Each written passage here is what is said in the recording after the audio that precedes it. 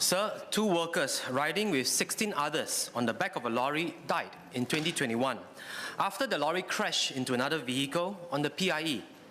Since then, dozen more workers have been injured or killed because they too were riding on the back of a lorry. We've all seen these lorries full of workers cruising down our roads. Back when she was just an 8-year-old, my daughter Ella pointed to such a lorry and said, quote, "It's not safe, right? If they crash, they will die," unquote. She took a photo of that lorry, which I shared on social media. Over 1,100 people liked that photo, and many shared the same view about unsafe conditions, including Lisa Koo, who said, quote, "Exactly. Despite many accidents recently, we still see workers being transported this way on a daily basis. Nothing seems to have changed despite a lot of talk about change," unquote. We have known for many years that transporting people on the back of lorries is not safe. Over the years, we have done so much to make transport safer for our children taking the school bus and soldiers in SAF tunnels, but we still continue to transport our workers in unsafe conditions on the back of lorries. Why the double standards? The worker sitting on the back of a lorry is also someone's son, brother or father, someone's loved ones. All I'm asking today is that we give workers the same safety that we expect for anyone on our roads. Today, we allow passengers to be transported on the back of lorries for business purposes. Business purposes are not good reasons for putting our workers at risk of death or injury every single day. We know an accident will happen. It is not if, but when.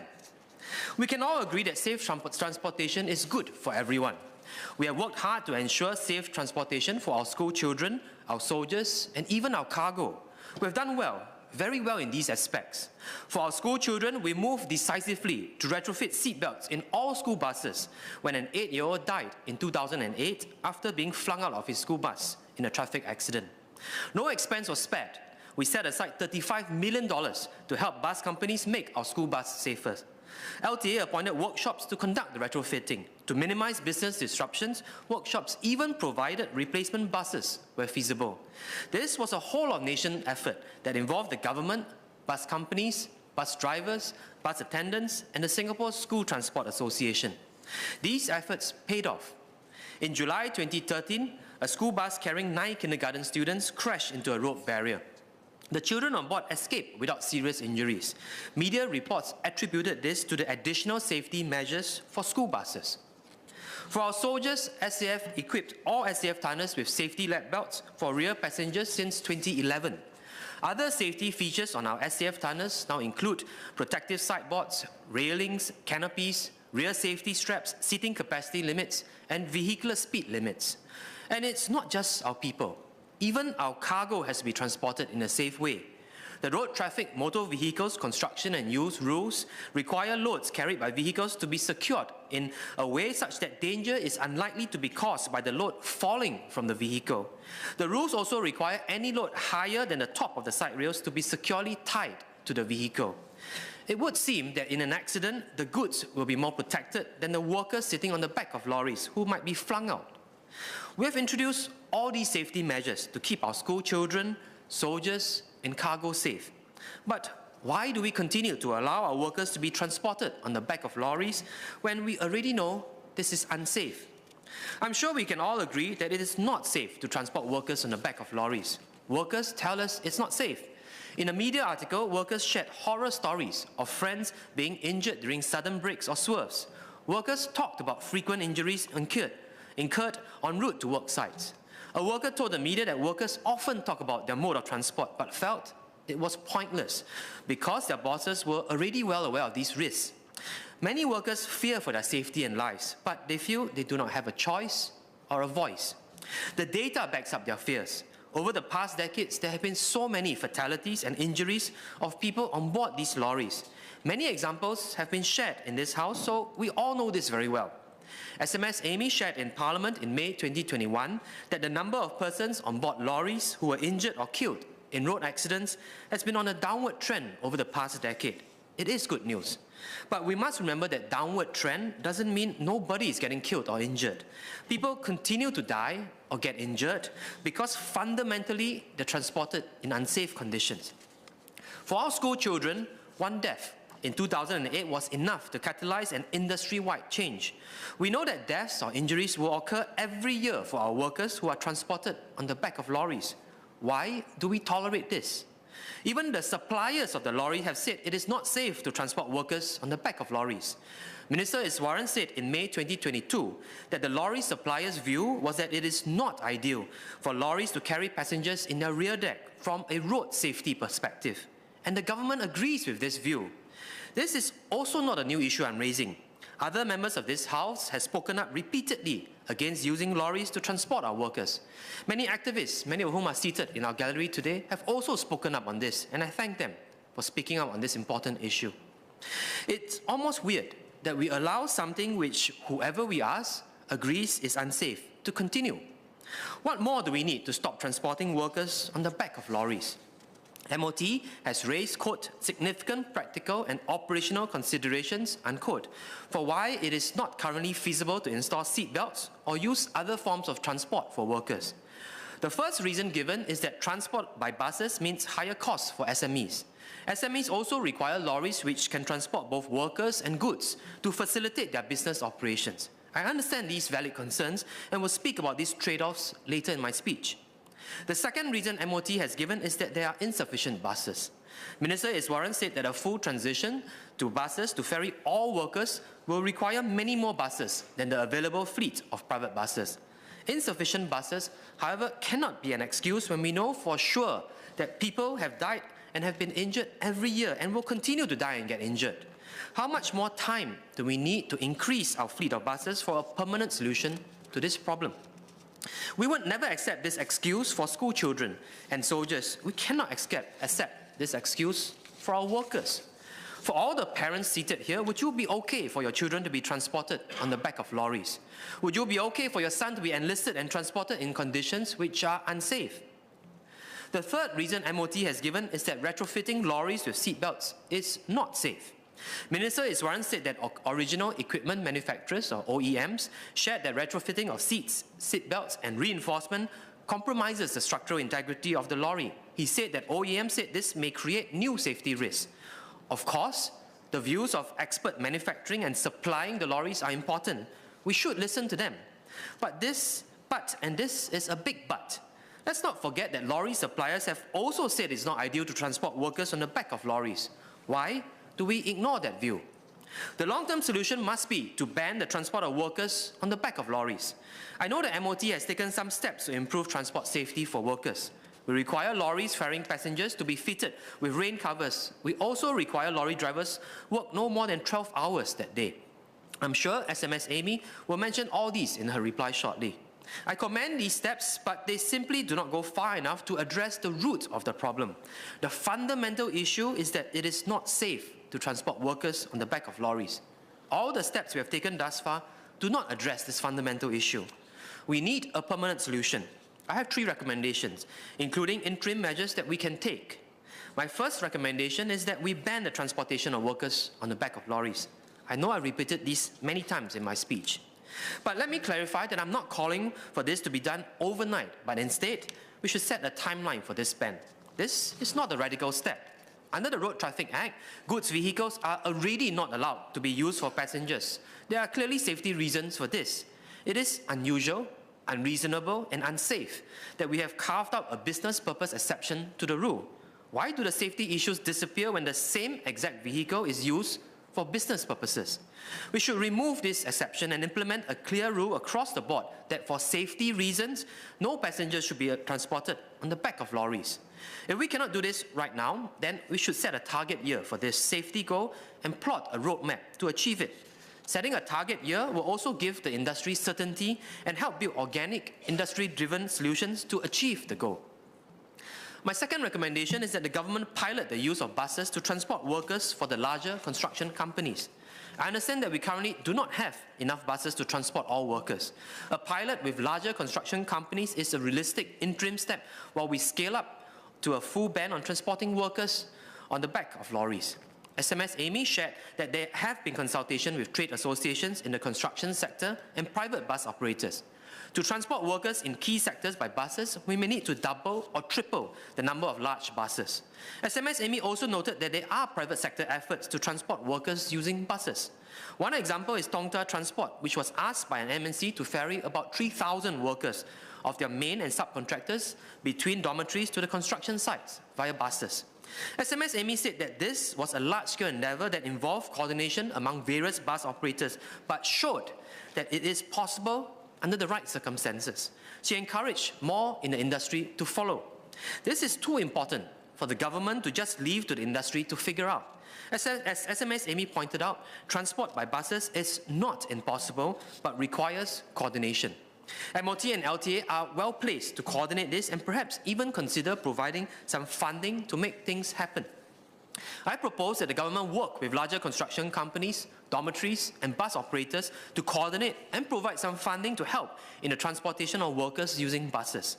This may also involve staggered working hours for workers so that buses can pick them up over multiple trips. We may not be able to fully transition to bus transport for all workers, but a pilot like this is one step in the right direction, and the funding and coordination by the government will help workers and companies significantly. My third recommendation is that we have designated drivers who only perform driving duties. Again, this is an interim measure until we achieve a full ban on transporting workers on the back of lorries. Under the new requirement, lorry drivers cannot work for more than 12 hours a day. Workers who have worked 6 hours must have at least 30 minutes rest immediately before driving. Imagine working 12 hours a day, continuously for 6 hours in a physically exhausting role under the hot sun and resting for 30 minutes before having to drive a heavy vehicle. Would we allow someone like that to drive a school bus? Driving a heavy vehicle and transporting human lives is an important task. We should have specifically designated drivers who can fully focus on this task. We should start a pilot for this, and again, the government can help provide some funding to kickstart this pilot. Lastly, as an interim measure of this interim measure, can we at least reduce the limit of 12 hours of working before driving? That can go some way towards reducing the risk of accidents. In conclusion, sir, I'm asking that 1, we plot a roadmap to achieve a ban on the transport of workers on the back of lorries. 2, in the interim, we pilot the use of buses to transport workers for the larger construction companies and implement staggered working hours. The government can help coordinate and provide some funding for this.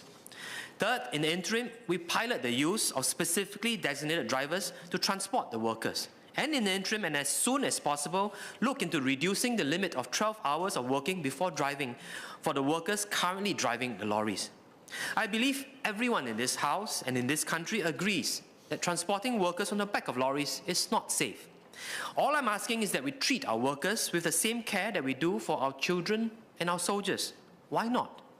The worker on the back of lorry is also someone's child, someone's loved one.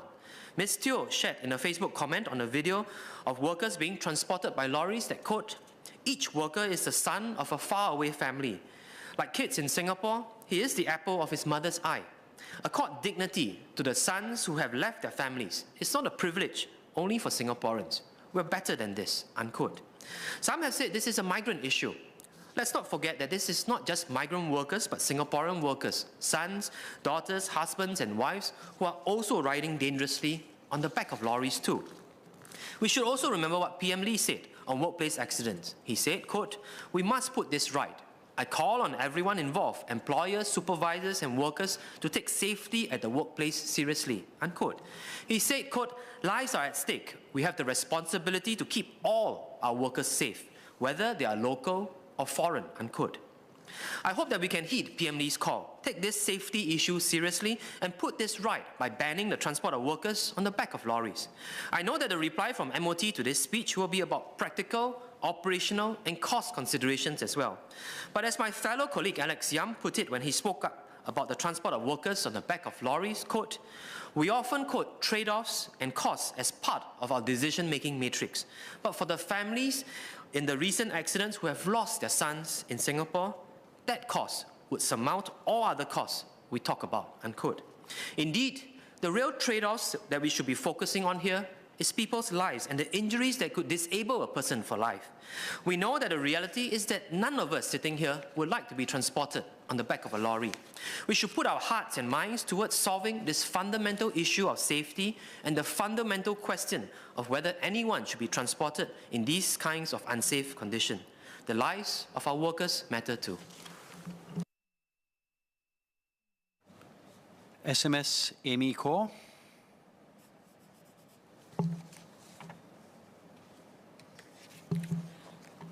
Deputy Speaker, sir, I thank the member for raising concerns about the transportation of workers in lorries.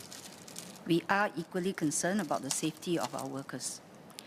Our goal to improve safety in transportation is a work in progress, and we will seek to do more and do better. But this is a goal that cannot be achieved solely through the efforts of the government. For there to be enduring change, this goal needs to be shared by all stakeholders. Over the years, government agencies have been reviewing and studying this issue on a regular basis to ensure that transportation of workers is done as safely as possible. Just last year, I announced 4 new measures during the Committee of Supply debate. However, what is less salient perhaps is the many hours of careful policy consideration, stakeholder engagement before and after the announcements that agencies put in to be able to roll them out with the stakeholders' support.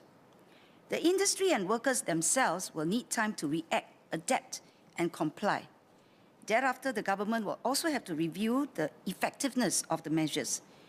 These are measures which affect both lives and livelihoods, including those of the workers themselves. And that is why we need to approach them carefully and holistically. These new measures have been rolled out progressively. We released the Interagency Advisory on Safe Transportation of Workers on 31st December 2022, which provides practical guidelines, guidance to employers and workers on the new and existing legal requirements, and recommends practices to enhance safety of workers on lorry transportation. The requirement for dual-role drivers to have sufficient rest and the appointment of a designated vehicle buddy, as well as for all newly registered lorries used to ferry workers to be installed with rain covers came into force on the 1st of January this year. The requirement for in-use light lorries used to ferry workers to install rain covers just came into effect on the 1st of July and will come into effect for heavy lorries on the 1st of January next year.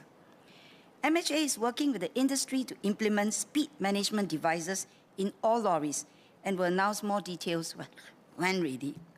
These are all in addition to the earlier requirements for lorries to be fitted with canopies and higher protective side railings, lower speed limits, and minimum space requirements. We believe that these efforts will build on the earlier enhancements and further improve the safety of our workers. The average number of fatalities from road traffic accidents involving persons on board lorries has declined from around 6 from 2013 to 2017 to around 3 from 2018 to 2022, even as we recognize that one fatality is one too many. The average number of injuries has also reduced by 1/3 from 522 from 2013 to 2017 to 359 from 2018 to 2022. And as I mentioned earlier, we'll need to give the industry and workers time to adjust to the measures. We will then review them and continue to work with the industry to explore further enhancements. The member has called on the government to ban the transportation of workers on the back of lorries. Let me reiterate that from a road safety perspective alone, it will be ideal for lorries not to carry any passengers in their rear decks. We have acknowledged this multiple times in the House. However, this is not a matter of legislating or imposing rules and expecting compliance from the industry without regard for wider implications and unintended consequences. Simply mandating that workers travel on buses or banning the transport of workers on lorries without considering ground realities and constraints is not a realistic solution. Setting a timeline without understanding the varied concerns of all stakeholders is also not meaningful or workable. Transporting workers on lorries is a practice that cuts across various sectors and industries. Hence, we must understand the different challenges faced by each sector and ensure that our measures are effective, implementable, and sustainable. Let me recap some of the key challenges. First, there are insufficient private buses to meet the needs across various sectors. A full transition to transportation via buses would require at least a doubling of the number of large private buses today. This will have knock-on effects on the rest of society, including more congestion. Second, operating buses also requires a different driver's license.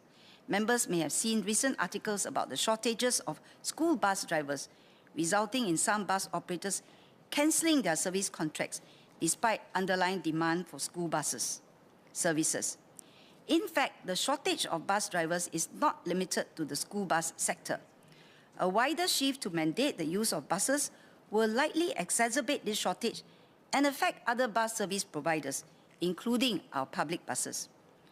Third, the nature of businesses of many micro, small and medium enterprises, such as those in specialist trade, require them to be able to transport a small crew of people together with some equipment or goods to several locations in a single day. It is neither practicable or productive for them to have different vehicles to transport workers, equipment, and goods. Making it mandatory for them to do so may lead to decisions which impact the livelihoods of their workers. On a similar note, while the intent of the members' recommendation to have designated drivers is a good one, smaller enterprises in particular will find it challenging to employ full-time drivers. The recent MOM measures of at least 30 minutes rest immediately before driving for dual-role drivers who have worked 6 hours and designated a vehicle buddy is intended to address the concern of driver alertness. I do want to assure the member, however, that the 12-hour daily limit of working hours includes the time spent driving, as that is considered part of work. The member has suggested that the government consider providing funding to larger construction companies, dormitories and bus operators to facilitate this shift. As I explained earlier, at its core, the challenges are not necessarily financial in nature. And if so, funding will not be an effective remedy. Mr. Speaker, sir, we have therefore taken a different approach, a multi-pronged approach towards addressing the issue. Our agencies are looking at specific sectors, engaging the companies that have been able or are open to shifting to buses or other modes of transportation, understanding the specific pain points and seeing how adoption can be scaled up. Today, there are already several bus companies that provide such services to transport workers. Besides Tongta Transport Services, which I had previously mentioned, other examples include Bedok Transport, Hui Leong Transport Service, and JK59 Transport Private Limited. We are similarly studying these use cases to see how they can be scaled up, as well as other possible modes of transportation that may be used. Industry will be best placed to spearhead this effort as they best understand the ground needs and challenges. The government will work with the industry and consider any further support required, but this will need to be effective and sustainable. Mr. Speaker, sir, this approach will take time and effort, as well as many difficult conversations as we grapple with the realities and constraints. Our agencies are working hard on the ground, and I seek the support of the House as we continue to work together with our workers, associations and industry to bring about further effective and sustainable improvements to the safety of our workers. In the meantime, we are pressing ahead with the implementation and monitoring of the set of measures we had last announced at COS 2022 to enhance worker safety, even as we look at how we can further transit from the use of lorries.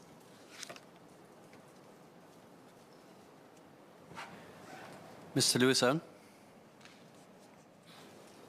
Thank you, sir, and I thank SMS Amy for the reply, but could I just ask whether MOD can consider that roadmap, similar to what we have done with climate change? We have a net zero emissions target for 2050, something that we said wasn't possible a few years back. Now it's possible, and we've set up a roadmap for that. I hope it doesn't take that long to get the ban. But could MOD just look into a roadmap towards a ban on the transportation of workers at the back of lorries? Second, and I'm wondering, how often does MOD ignore the advice of suppliers? If we look back, rewind all the way back, fundamentally the people who supply the lorries tell us don't put people on the back. How often is it that the government doesn't listen to the advice of the people who supply us with equipment?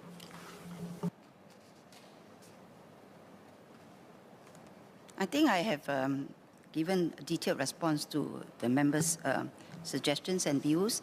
And what he's asking is actually still similar with regards to our plans to transit to safer modes of transportation. And as I've said, I think this is something that we have to work out with the industry, with the associations. And it will take time because we are looking at various sectors.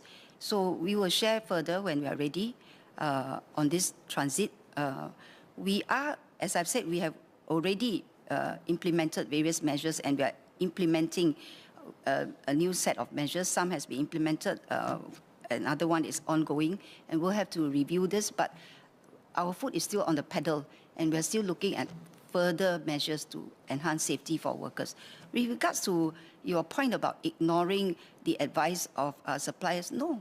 In fact, we were talking about whether we can install safety belts on the back of lorries, and the advice of the supplier is that it is not useful, meaningful, or safe to do so because the lorries were not built for safety belts.